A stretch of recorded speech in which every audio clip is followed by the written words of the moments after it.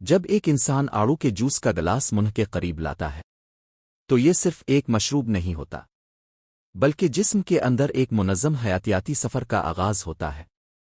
جیسے ہی آڑو کا جوس منہ سے غذائی نالی کے ذریعے معدے میں داخل ہوتا ہے، معدہ آہستہ آہستہ حرکت میں آتا ہے، قدرتی ہاضمے کے خامرے جوس کو توڑنا شروع کرتے ہیں اور غذائی اجزاء کو جذب کے لیے تیار کیا جاتا ہے۔ یہ غذائی اجزاء پھر آنتوں میں پہنچتے ہیں جہاں ننھی ننھی ویلی ساختیں آڑو سے حاصل ہونے والے وٹامنز، فائبر اور قدرتی شکر خون کی نالیوں میں جذب کر لیتی ہے۔ خون کے ذریعے یہ غذائیت پورے جسم میں پھیل جاتی ہے۔ دماغ میں یہ غذائی اجزاء نیورونز کو متحرک کرتے ہیں، توجہ اور دماغی فعالیت کو سہارا دیتے ہیں۔ پٹھوں تک پہنچ کر یہ غذائیت توانائی فراہم کرتی ہے اور جسم کو تازگی کا احساس دیتی ہے۔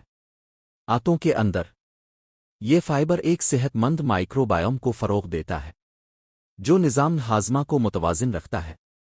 تاہم کچھ افراد میں زیادہ مقدار معدے میں جلن، بلڈ شوگر میں وقتی اضافہ، ہلکی الرجی کا سبب بھی بن سکتی ہے۔ اسی لیے آڑو قدرت کا ایک فائدہ مند تحفہ ہے، لیکن ہمیشہ اعتدال کے ساتھ۔